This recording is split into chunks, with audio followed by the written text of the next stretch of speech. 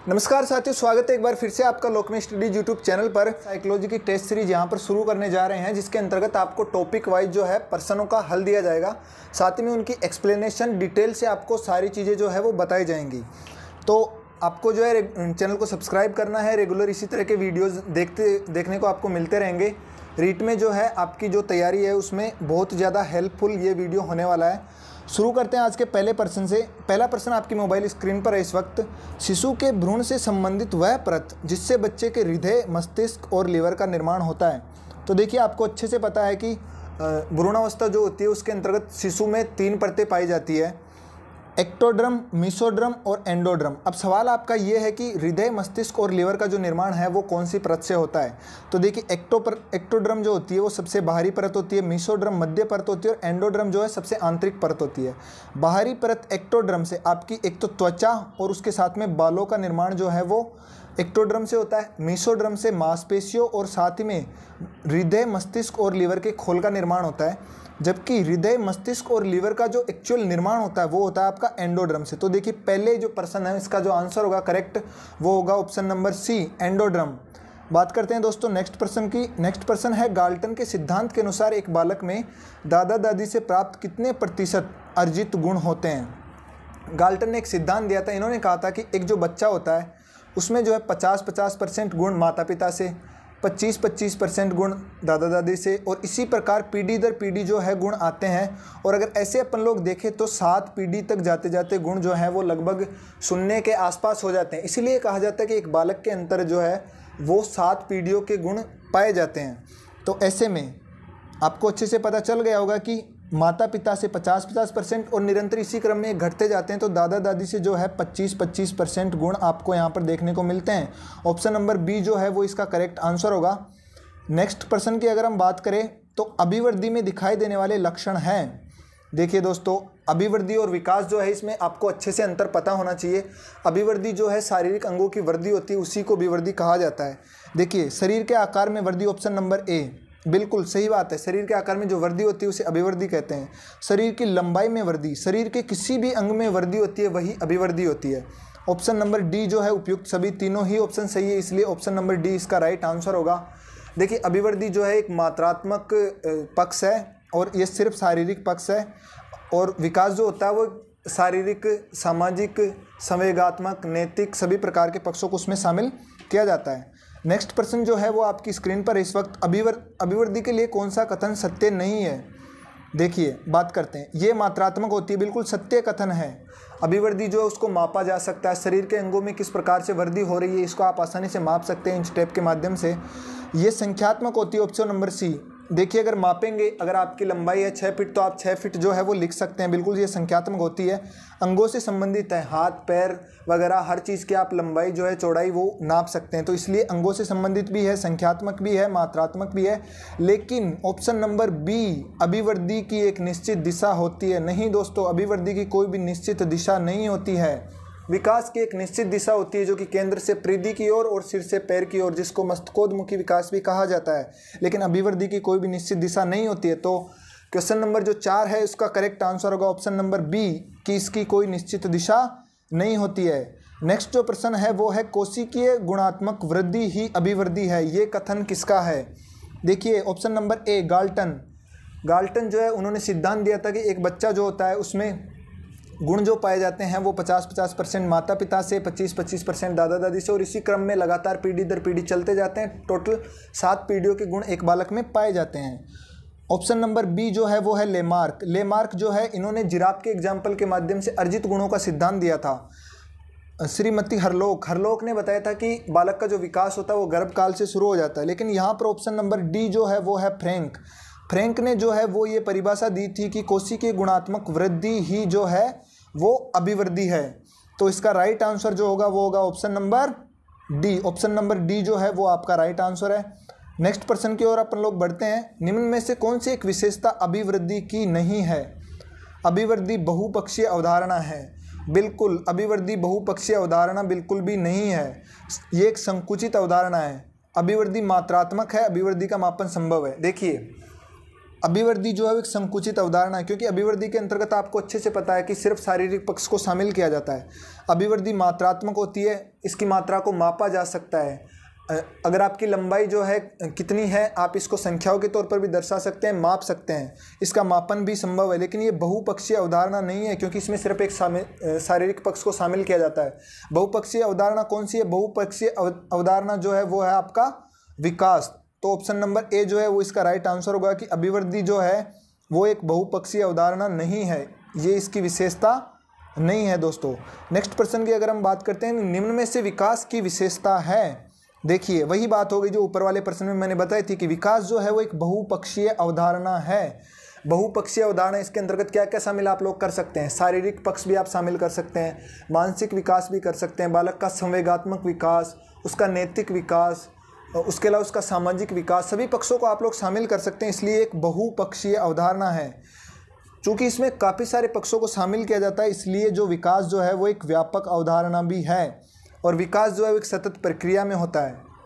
विकास का एक निश्चित क्रम होता है, इसकी एक प्रक्रिया होती है। इस कारण तीनों ऑप्शन सही है, इसलिए इसका राइट आंसर जो होगा वो होगा ऑप्शन नंबर डी, उपयुक्त सभी। नेक्स्ट प्रश्न की अगर हम लोग बात करें तो वो है, मस्तिष्कोन्मुखी सिद्धांत के अनुसार बालक का विकास होता है पैर से सिर की ओर, परिधि से केंद्र की ओर, उपयुक्त सभी। देखिए मस्तिष्कोन्मुखी विकास का मतलब होता है सिर से पैर की ओर। इस तीनों में से कोई भी ऐसा ऑप्शन नहीं है, लेकिन मैं आपको बता रहा हूँ सिर से पैर की ओर जो विकास होता है उसे ही मस्तिष्कोन्मुखी विकास कहते हैं। देखिए दोस्तों, मस्तिष्कोन्मुखी विकास जो है ये कौन से सिद्धांत के अंतर्गत आता है? ये आता है आपके गेसेल के परिपक्वता के सिद्धांत के अंतर्गत। और मस्तिष्कोन्मुखी विकास जो है इसका पहला विचार किसने दिया था? तो आपको अच्छे से याद रखना है, इसका पहला विचार दिया था कुप्पुस्वामी ने। तो देखिए मस्तिष्कोन्मुखी विकास का मतलब क्या हो गया? सिर से पैर की ओर, जो कि इन तीनों में से कोई भी ऑप्शन नहीं है। मैं आपको बता रहा हूँ वर्बली कि सिर से पैर की ओर विकास को ही मस्तिष्कोन्मुखी विकास कहा जाता है। साथ ही में विकास की एक और दिशा होती है कि केंद्र से परिधि की ओर विकास आपका होता है। नेक्स्ट प्रश्न की अगर हम लोग बात करें तो वो है, गर्भावस्था के संबंध में सत्य कथन है। पहला ऑप्शन नंबर ए, गर्भकाल में 5वें माह के समय शिशु में दांतों का निर्माण शुरू हो जाता है। बिल्कुल सही बात है। जैसे ही बच्चा गर्भकाल में जाता है तो 5वें महीने में उसमें दांतों का निर्माण शुरू हो जाता है, और जन्म के बाद में भी 5 से 6 महीने के अंतर्गत बालक जो है उसमें दांतों का आना शुरू हो जाता है। सबसे पहले निचले जबड़े के जो 2 दांत आप लोग देखते हो वो 2 दांत आते हैं, और दांतों के जो है जल्दी उगने में कैल्शियम नामक जो तत्व होता है वो सहयोग प्रदान करता है। तो ऑप्शन नंबर ए बिल्कुल सही है। बालक शिशु की अपेक्षा बालिका शिशु का गर्भकाल अधिक लंबा होता है, ये भी बिल्कुल सत्य बात है दोस्तों। और अधिकतम गर्भकाल 330 दिन और न्यूनतम जो है वो 180 दिन हो सकता है। देखिए इन ऑप्शन से आपको काफ़ी सारी चीज़ें जो हैं वो समझ में आ जानी चाहिए। आपको जितने भी ऑप्शंस हैं उन ऑप्शन से काफ़ी सारी चीज़ें याद भी कर लेनी है। देखिए अधिकतम गर्भकाल 330 दिन का होता है, ये बिल्कुल सही बात है। और न्यूनतम 180 दिन मतलब 6 माह का हो सकता है, और अधिकतम 11 माह का हो सकता है। देखिए एक बच्चा जो जन्म लेता है वो लेता है टोटल 9 महीने में, या अगर दिनों में इसकी बात की जाए तो 280 दिनों के अंतर्गत एक बच्चा जन्म ले लेता है। तो तीनों जो ऑप्शन है वो सही है। तो इसका जो आंसर होगा वो होगा उपयुक्त सभी, ऑप्शन नंबर डी। चलिए दोस्तों नेक्स्ट प्रश्न की बात करते हैं, जो है कि शेषवावस्था की मुख्य विशेषता क्या नहीं है। ऑप्शन नंबर ए, सीखने की प्रक्रिया में तीव्रता। ये बिल्कुल सत्य बात है दोस्तों कि शेषवावस्था में बालक जो होता है वो तीव्र गति से चीज़ों को सीखता है।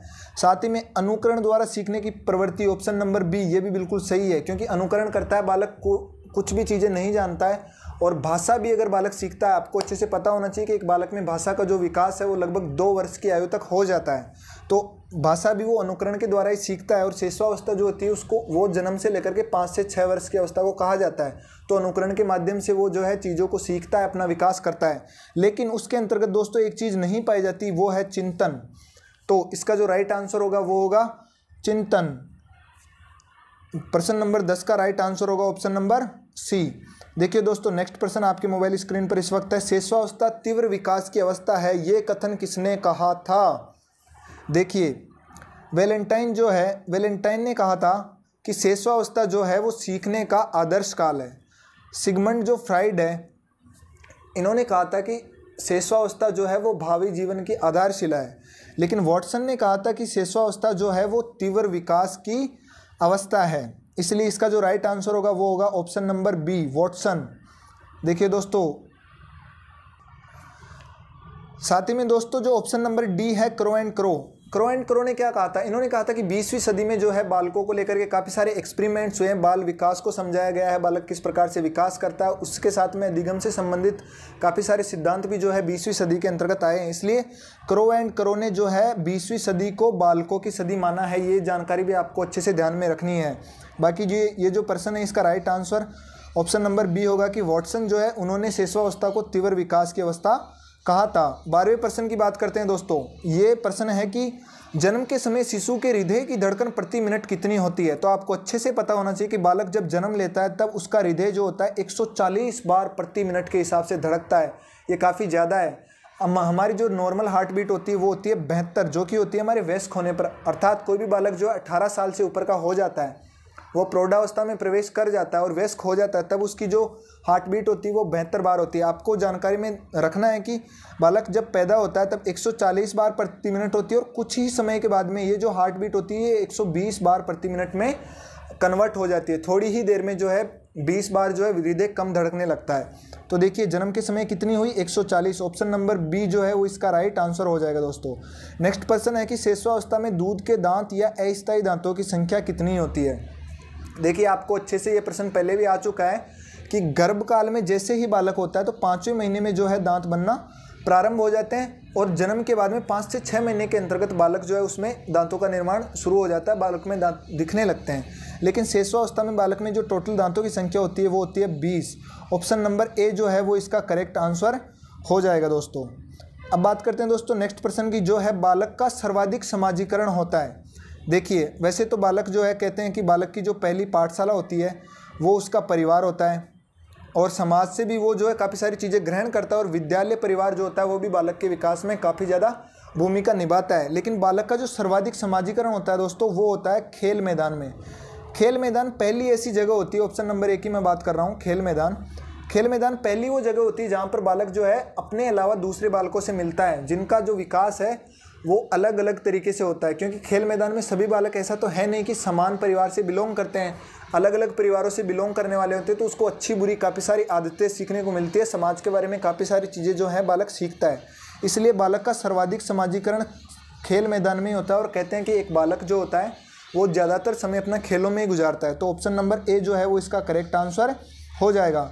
नेक्स्ट प्रश्न की दोस्तों बात कर रहे हैं कि हिरण्यकश्यपु राजा के प्रहलाद जैसी संतान का होना बाल विकास के सिद्धांत का उदाहरण कहा जा सकता है। तो देखिए जो राजा हिरण्यकश्यपु था, आप अच्छे से जानते हैं कि वो भगवान को नहीं मानते थे, लेकिन उन्हीं के एक संतान हुई थी जिनका नाम था प्रहलाद, और प्रहलाद जो थे वो भगवान विष्णु के परम भक्त थे। तो देखिए ऑप्शंस देखते हैं इसके। ऑप्शन नंबर ए है मौलिक गुणों का सिद्धांत। आपको अच्छे से पता होगा कि मौलिक गुणों का जो सिद्धांत है वो दिया था ग्रेगर जोहन मेंडल ने। उद्यान मटर के ऊपर इन्होंने अपना जो है परीक्षण किया था, एक्सपेरिमेंट किया था, और इन्होंने कहा था कि हर तीसरी पीढ़ी के अंतर्गत मौलिक गुण जो है वो फिर से उजागर हो जाते हैं। ऑप्शन नंबर बी की बात करते हैं, जो कि समान प्रतिमान का सिद्धांत। समान प्रतिमान का सिद्धांत दिया गया था सोरेनसन के द्वारा। इन्होंने कहा था कि जिस मॉडल के माँ बाप होते हैं, अर्थात जैसा नमूना माँ बाप का होता है उनके उसी मॉडल की संतान होती है। अर्थात इंसान के इंसान और जानवर के जानवर ही पैदा होते हैं, चूहे के चूहा पैदा होगा, बंदर के बंदर पैदा होगा। इसी को दोस्तों समान प्रतिमान का सिद्धांत कहा जाता है। ऑप्शन नंबर सी जो है वो है प्रत्यागमन का सिद्धांत, वही इसका राइट आंसर होगा। प्रत्यागमन का सिद्धांत क्या कहता है दोस्तों? इसके अनुसार माता पिता से विपरीत संतान का पैदा होना ही जो है वो प्रत्यागमन का सिद्धांत होता है। और अच्छे से पता है कि हिरण्यकश्यपु के प्रहलाद जो पैदा हुआ बिल्कुल विपरीत गुणों का हुआ। बाप जो है भगवान को बिल्कुल नहीं मानता था और बेटा जो है भगवान का परम भक्त था। तो इसका जो राइट आंसर होगा वो होगा प्रत्यागमन का सिद्धांत, ऑप्शन नंबर सी। बात करते हैं दोस्तों नेक्स्ट प्रश्न की, जो है किसे बाल विकास आंदोलन का जनक कहा जाता है? ऑप्शन नंबर ए पेस्टोलॉजी। देखिए दोस्तों पेस्टोलॉजी वही विद्वान है जिन्होंने 1774 के अंतर्गत बेबी बायोग्राफी नामक पुस्तक लिखी थी अपने 3.5 वर्षीय बेटे के ऊपर, जो काफ़ी सारे लेखों में छपी थी। और इसी कारण और इन्हीं के कारण जो है बाल मनोविज्ञान की शुरुआत होती है। इसलिए पेस्टोलॉजी जो है इनको बाल मनोविज्ञान का जनक कहा जाता है।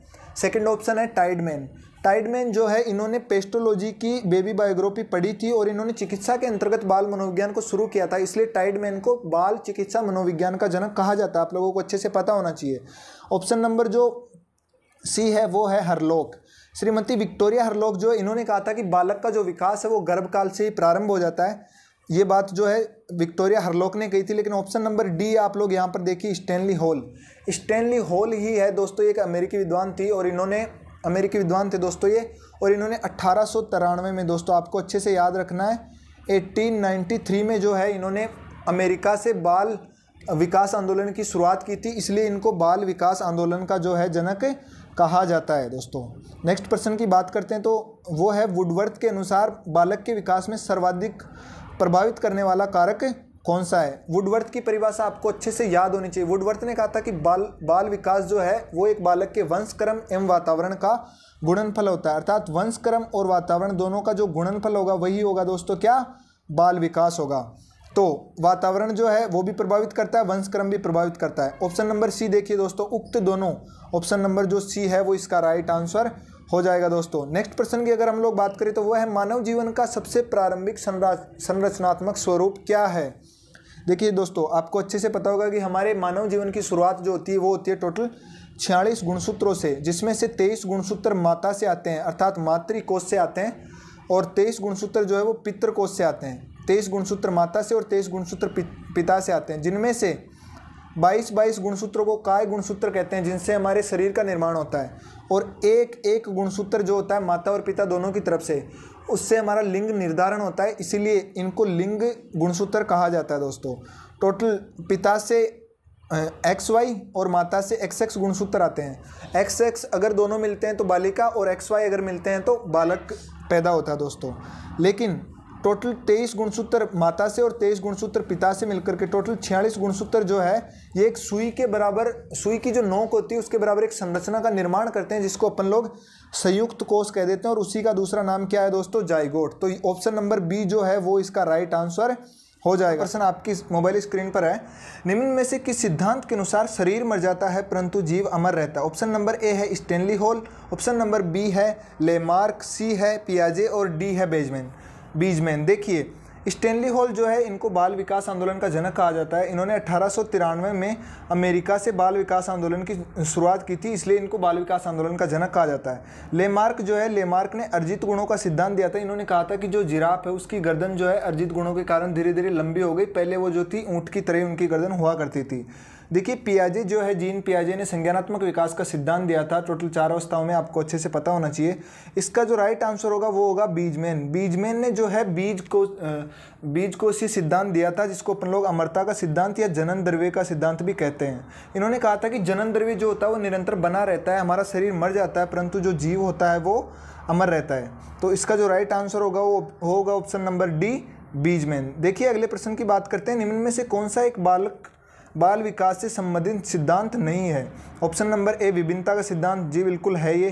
प्रत्यागमन का सिद्धांत भी है, मौलिक गुणों का सिद्धांत भी है, लेकिन प्रभाव का सिद्धांत देखिए बाल विकास से संबंधित सिद्धांत नहीं है। तो इसका जो राइट आंसर होगा वो होगा ऑप्शन नंबर डी, कि प्रभाव का सिद्धांत जो है वो बाल विकास से संबंधित नहीं है। आपको पता होना चाहिए ऑप्शन नंबर सी जो है मौलिक गुणों का सिद्धांत, ये ग्रेगर जोहन मेंडल के द्वारा दिया गया था। उन्होंने कहा था कि हर तीसरी पीढ़ी के अंतर्गत जो गुण होते हैं मौलिक गुण, वो पुनः उजागर हो जाते हैं।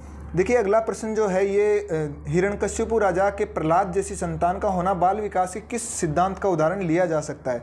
ऑप्शन नंबर ए मौलिक गुणों का सिद्धांत, ऑप्शन नंबर बी समान प्रतिमान का सिद्धांत, ऑप्शन नंबर सी प्रत्यागमन का सिद्धांत, ऑप्शन नंबर डी उपरोक्त सभी। देखिए मौलिक गुणों का सिद्धांत नहीं है, समान प्रतिमान का सिद्धांत सोरेनसन ने दिया, ये भी नहीं है। इसका जो राइट आंसर होगा वो होगा प्रत्यागमन का सिद्धांत। प्रत्यागमन का सिद्धांत क्या कहता है दोस्तों, कि माता पिता के विपरीत संतान का पैदा होना ही प्रत्यागमन का सिद्धांत होता है। देखिए आपको अच्छे से पता होगा कि हिरण्यकश्यपु जो थे वो भगवान को नहीं मानते थे, लेकिन उनका पुत्र प्रहलाद जो था वो भगवान विष्णु का परम भक्त हुआ। तो इसका राइट आंसर होगा ऑप्शन नंबर सी। देखिए साथियों अगले प्रश्न की अपन लोग बात करते हैं, नानी के गुण नातिन में प्रकट हो जाते हैं, ये कौन सा सिद्धांत है। देखिए ऑप्शन नंबर ए जनन द्रव्य का सिद्धांत, मौलिक गुणों का सिद्धांत, प्रत्यागमन का सिद्धांत, तो या इनमें से कोई नहीं। जनन द्रव्य का सिद्धांत दिया था बीजमैन ने, अभी ऊपर आपने प्रश्न में देखा है। मौलिक गुणों का सिद्धांत जो है ये दिया था ग्रेगर जोहन मेंडल ने, और यही जो है इसका राइट आंसर होगा। देखिए ग्रेगर जोहन मेंडल ने कहा था कि हर तीसरी पीढ़ी के अंतर्गत मौलिक गुण जो है वो पुनः प्रदर्शित हो जाते हैं, अर्थात नानी के गुण नातिन में और दादा के गुण जो है वो पौत्र में प्रकट हो जाते हैं। देखिए साथियों यही ऑप्शन नंबर बी जो है इसका करेक्ट आंसर होगा। अगले प्रश्न की बात करते हैं, शिशु का विकास प्रारंभ हो जाता है, शेषवावस्था से, बाल्यावस्था से, जन्म के बाद गर्भकाल में। देखिए शिशु का जो विकास शुरू होता है साथियों वो होता है गर्भकाल से। ये बात सबसे पहले किसने बताई थी, आपको अच्छे से पता होना चाहिए, श्रीमती विक्टोरिया हरलोक ने ये बात बताई थी कि बालक का जो विकास होता है वो गर्भकाल से ही शुरू हो जाता है। अगले प्रश्न की बात करते हैं दोस्तों, भ्रूण में शिशु को पोषण की प्राप्ति किससे होती है। ऑप्शन नंबर ए प्लेसेंटा बिल्कुल सही है, नाल, अपरा, तीनों ही ऑप्शन जो है वो सही है। ये हिंदी और इंग्लिश में आपको नाम यहाँ पर बता दिया गया है ताकि आप कंफ्यूज ना हो, तीनों ही एक ही बात है, प्लेसेंटा, नाल या अपरा आप कुछ भी कह सकते हैं, जिसके माध्यम से जो शिशु होता है उसको भ्रूण, जब वो भ्रूणावस्था में होता है तो पोषण की प्राप्ति होती है। तो ऑप्शन नंबर डी जो है उपयुक्त सभी वो इसका राइट आंसर हो जाएगा। देखिए दोस्तों अगले प्रश्न की बात करते हैं, कौन से आयु समूह के लिए एरिक्सन ने विकास की 8 अवस्थाएं प्रस्तावित की। ऑप्शन नंबर ए जन्म से मृत्यु तक, जन्म से बाल्यावस्था तक, जन्म से किशोरावस्था तक, जन्म से युवावस्था तक। तो आपको अच्छे से पता होगा साथियों कि एरिक्सन जो थे वो एक जर्मन अमेरिकन विद्वान थे जिनको नव फ्राइडवाद का जनक भी कहा जाता हो, और इन्होंने मनोसामाजिक विकास का सिद्धांत दिया था जिसमें इन्होंने टोटल 8 अवस्थाएं बताई थी। 8 अवस्थाओं का जो इन्होंने क्रम दिया था वो जन्म से लेकर मृत्यु तक दिया था। और इनके 8 अवस्थाओं के नाम क्या क्या हैं, मुखीय, सबसे पहली अवस्था है मुखीय, फिर है गुदीय, फिर है लैंगिक, फिर सुप्तावस्था, किशोरावस्था, पूर्व प्रौढ़ावस्था, प्रौढ़ावस्था और सबसे अंत में वृद्धावस्था आती है। तो देखिए जन्म से लेकर मृत्यु तक जो होगा ऑप्शन नंबर ए वो इसका राइट आंसर है। देखिए साथियों आपको एक चीज़ विशेष तौर पर ध्यान रखनी है कि एरिक्सन जो है ये जर्मन अमेरिकन विद्वान है, ये प्रश्न जो है एक बार पूछा जा चुका है, तो आपको ये चीज़ ध्यान में रखनी है। अगले प्रश्न की बात करें, हिमांशु सदैव अपने माता पिता की भावना को समझकर ही काम करता है, क्यों। देखिए पहली बात इन्होंने बताई, ये भी दोस्तों एरिक्सन की जो 8 अवस्थाएं दी गई उसी से संबंधित ये जो है प्रश्न है। ऑप्शन नंबर ए बचपन में माता पिता ने अधिक प्रेम दिया था, माता पिता उसके काम, वो जब काम करता है उसमें रोका टोकी अधिक करते हैं, वह माता पिता को बहुत प्रेम करता है। या ऑप्शन नंबर डी पहचान एकात्मकता बनाम भ्रांति से कर्तव्य निष्ठा पनप गई है। तो देखिए दोस्तों ये जो विशेषता है ये है आपके एरिक्सन की जो 5वीं अवस्था है किशोरावस्था, जिसकी आयु है 12 से 18 वर्ष। अर्थात किशोरावस्था के समय जो बालक होता है वो ये चाहता है कि मेरी जो पहचान हो घर वालों की नज़रों में अच्छी हो, इस कारण वो जो है पहचान या एकात्मकता बनाम भ्रांति के मध्य जो होता है वो संघर्ष करता है और इस समय उसमें कर्तव्य निष्ठा पनप जाती है। तो इसका जो राइट आंसर होगा वो होगा दोस्तों ऑप्शन नंबर डी, एरिक्सन के मनोसामाजिक सिद्धांत से संबंधित ही ये प्रश्न आपको देखने को मिला है। अगला प्रश्न है साथियों कि सामान्य बालक प्रायः किस आयु में बोलना सीख जाता है। तो देखिए 6 माह, 11 माह, 24 माह या फिर 36 माह। तो आपको अच्छे से पता होना चाहिए कि एक बालक जो होता है सामान्य बालक वो 24 माह के अंतर्गत बोलना सीख जाता है। देखिए एक बालक जो होता है उसमें भाषा का विकास किस प्रकार से होता है। सबसे पहले वो जो है क्रंदन करता है, उसके बाद में जब 5 से 8 माह का जब शिशु होता है तब वो बलबलाना शुरू करता है, आई ऐसी कुछ आवाज़ें निकालना शुरू करता है स्वरों के आधार पर, जब जिनको अपन लोग कह सकते हैं। 11 से 12 माह का जब तक एक शिशु होता है तब तक वो पहला सार्थक शब्द बोलने लग जाता है और 12 माह का जो शिशु होता है वो लगभग 3 सार्थक शब्द बोलना सीख जाता है। लेकिन 16 से 24 महीने का जब बालक होता है तब वो 2-2 शब्दों को मिलाकर के बोलना सीख जाता है और परिवार के सदस्य, उसके अलावा घर की जो सामान्य वस्तुएं जो कि उसके काम में आती है उन सबका वो नाम जान जाता है। और लगभग 2 वर्ष की आयु तक जब तक बालक होता है तब तक उसमें भाषा का विकास हो जाता है। आपको यहीं पर एक बात और ध्यान रखनी है कि 2 वर्ष का जो शिशु होता है उसका जो शब्दकोश होता है वो 212 से लेकर के 272 शब्दों तक का हो सकता है। वही एक 5 वर्ष का जो शिशु होता है उसका जो शब्दकोश होता है वो 2070 से लेकर के 2100 शब्दों तक का हो जाता है साथियों। अगले प्रश्न की बात करें, एक बालक के भाषा उपागम के लिए महत्वपूर्ण है। ऑप्शन नंबर ए जिज्ञासा, अनुकरण या फिर उपयुक्त सभी। देखिए भाषा सीखी कैसे जाती है, सबसे पहले जिज्ञासा उत्पन्न होती है, उसके बाद में अनुकरण किया जाता है और उसके बाद में बार बार उसको दोहराया जाता है, उसका अभ्यास किया जाता है। ऑप्शन नंबर डी जो है उपयुक्त सभी वो इसका राइट आंसर होगा। देखिए दोस्तों अगले प्रश्न की बात करते हैं, भाषा सदैव होती है। ऑप्शन नंबर ए भाषा जन्मजात होती है, भाषा अर्जित होती है, कभी कभी अर्जित होती है, कभी कभी जन्मजात या फिर उपयुक्त सभी।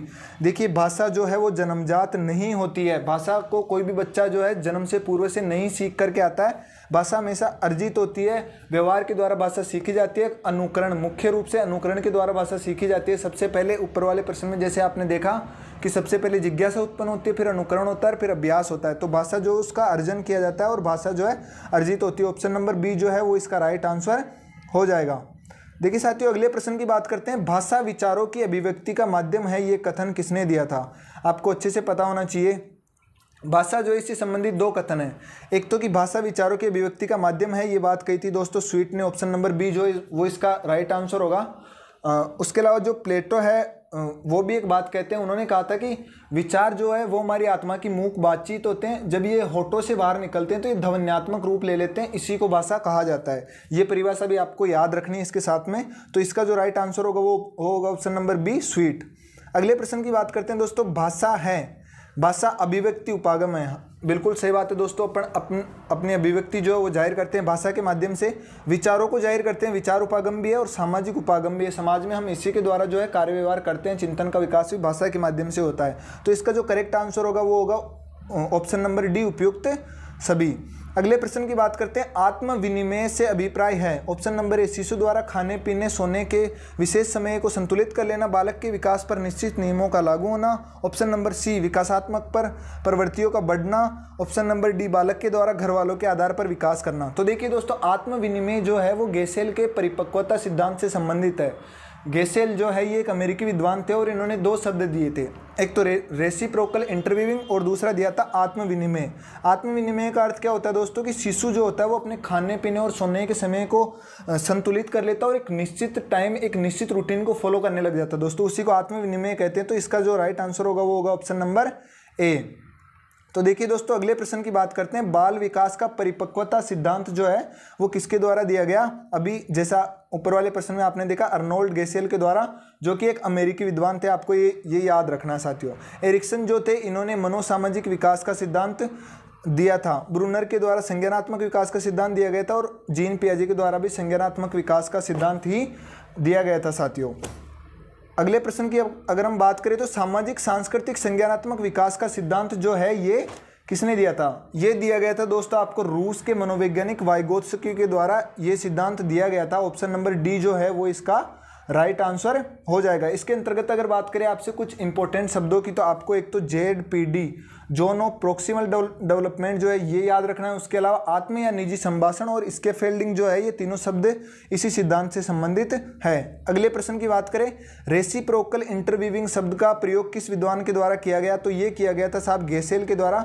गेसेल जो है इन्होंने कहा था एक तो आत्म विनिमय और रेसिप्रोकल इंटरवीविंग। रेसिप्रोकल इंटरवीविंग का मतलब क्या होता है साथियों कि विकास के दौरान एक बालक जो होता है वो दो अलग अलग या विपरीत प्रवृत्तियों के मध्य में सामंजस्य या समायोजन कर लेता है, इसी को रेसिप्रोकल इंटरवीविंग कहा जाता है और ये गेसेल के परिपक्वता सिद्धांत से संबंधित शब्द है साथियों। तो ऑप्शन नंबर सी इसका करेक्ट आंसर है। अगले प्रश्न की बात करते हैं। जेरोम एस ब्रूनर के सिद्धांत के अनुसार निम्न में से कौन सा एक ज्ञान प्रदर्शन का तरीका नहीं है? देखिए, अगर इसकी बात की जाए तो क्रियात्मक जो होता है, बिल्कुल जन्म से लेकर के जो 18 माह तक का बालक होता है वो क्रियात्मक तरीके से अपने भाव या विचारों को प्रदर्शित करता है, तो इस क्रियात्मक बिल्कुल सही है।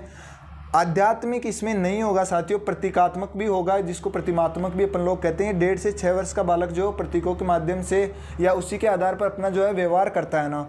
और संकेतात्मक जो होता है वो लगभग 6 वर्ष की आयु के बाद में जब बालक में भाषा का विकास हो जाता है और चिंतन का विकास भी हो जाता है, तो उस समय जो संकेतों के माध्यम से, और आपको पता होगा कि भाषा जो होती है वो संकेतों के माध्यम से ही चलती है। तो ये तीनों जो है क्रियात्मक, प्रतीकात्मक और संकेतात्मक, जेरोम एस ब्रूनर के जो सिद्धांत दिया गया था इनके द्वारा संज्ञानात्मक विकास का, उससे संबंधित है, लेकिन आध्यात्मक तरीके से वो ज्ञान प्रदर्शन नहीं करता है। तो ऑप्शन नंबर बी जो है उसका करेक्ट आंसर हो जाएगा। अगले अगर प्रश्न की मैं बात करूं तो कोहलबर्ग ने अपने सिद्धांत जो है, कोहलबर्ग का सिद्धांत आपको याद होगा। कोहलबर्ग जो है इन्होंने नैतिक विकास का सिद्धांत दिया था। उसके अलावा इन्होंने साइकोलॉजी ऑफ मोरल डेवलपमेंट नामक पुस्तक भी साथियों लिखी थी। इन्होंने अपना जो सिद्धांत है कितने चरणों में विभाजित किया था? तो दोस्तों आपको अच्छे से पता होना चाहिए कि कोहलबर्ग जो है इन्होंने अपना सिद्धांत टोटल 3 अवस्थाओं में दिया था। और अगर बात करें चरणों की तो प्रत्येक अवस्था में 2 चरण थे, अर्थात टोटल 6 चरणों में इन्होंने अपना सिद्धांत दिया था। ऑप्शन नंबर डी जो है वो इसका करेक्ट आंसर होगा साथियों। ऑप्शन नंबर डी कि टोटल 6 चरणों में इन्होंने अपना सिद्धांत दिया था। देखिए इनकी जो तीनों अवस्थाएं है, सबसे पहली अवस्था जो थी वो थी पूर्व परंपरागत या पूर्व रूढ़िवादी, जिसको अपन लोग परी कन्वेंशनल स्टेज बोलते हैं। दूसरी थी परंपरागत रूढ़िवादी या कन्वेंशनल स्टेज, और तीसरी थी पोस्ट कन्वेंशनल स्टेज, जिसको अपन लोग उत्तर परंपरागत या पश्च रूढ़िवादी कह सकते हैं। तो आप कमेंट में बताएं कि आपके कितने जो प्रश्न हैं वो सही है। किशोरावस्था की विकास का अकस्मात परिवर्तनों का सिद्धांत किसने दिया? ऑप्शन नंबर ए है Stanley Hall, option number B Hollingberg, option number C Thorndike और ऑप्शन नंबर डी है उपरोक्त सभी। तो देखिए अकस्मात परिवर्तनों का जो सिद्धांत है वो दिया है ऑप्शन नंबर ए स्टैनली हॉल ने। आपको पता होगा कि किशोरावस्था को लेकर के दो विकास के सिद्धांत दिए गए हैं। एक है अकस्मात परिवर्तनों का सिद्धांत जो कि दिया है स्टैनली हॉल ने, और आपको ये भी याद रखना है कि स्टैनली हॉल जो है इन्होंने एडोलेसेंस नामक पुस्तक लिखी है और साथ ही में इनको बाल विकास आंदोलन का जनक भी कहा जाता है। इन्होंने 1893 में अमेरिका से बाल विकास आंदोलन की शुरुआत की थी। ऑप्शन नंबर बी और सी की बात करें होलिंगबर्ग और थॉर्नडाइक, तो इन्होंने जो है कर्मिक विकास का सिद्धांत दिया था किशोरावस्था को लेकर के। अगले प्रश्न की बात करते हैं सामाजिक सांस्कृतिक संज्ञानात्मक विकास का सिद्धांत जो है वो किसने दिया था? देखिए ये दिया गया था वाइगोत्स्की के द्वारा। वाइगोत्स्की जो है वो रूस के मनोवैज्ञानिक थे। जीन पियाजे ने जो है आपके संज्ञानात्मक विकास का सिद्धांत दिया है। तो 39 नंबर जो प्रश्न है इसका राइट आंसर होगा ऑप्शन नंबर डी वाइगोत्स्की। देखिए अगले प्रश्न की बात करते हैं वीर पूजा की भावना जागृत होती है किशोरावस्था में, बाल्यावस्था में, प्रौढ़ावस्था में या फिर शैशवावस्था में? देखिए वीर पूजा किसको कहते हैं? जब एक बालक जो होता है किसी एक व्यक्ति को लेकर के उसको अपना आदर्श मानता है और उसी के समान बनने की कोशिश करता है, अपनी आदतों को इस प्रकार से वो ढाल लेता है कि अपना आदर्श जो होता है उसी के समान वो बनने की कोशिश करता है। तो देखिए इसी को वीर पूजा कहा जाता है और ये जो वीर पूजा की भावना है ये पाई जाती है आपके किशोरावस्था में। तो इसका जो करेक्ट आंसर होगा वो होगा ऑप्शन नंबर ए किशोरावस्था।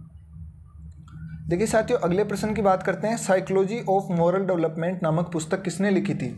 देखिए ये जो पुस्तक लिखी है ये लिखी है आपके कोहलबर्ग ने। देखिए कोहलबर्ग ने जो है नैतिक विकास का सिद्धांत दिया था और साइकोलॉजी ऑफ मॉरल डेवलपमेंट नामक जो पुस्तक है ये कोहलबर्ग के द्वारा लिखी गई है।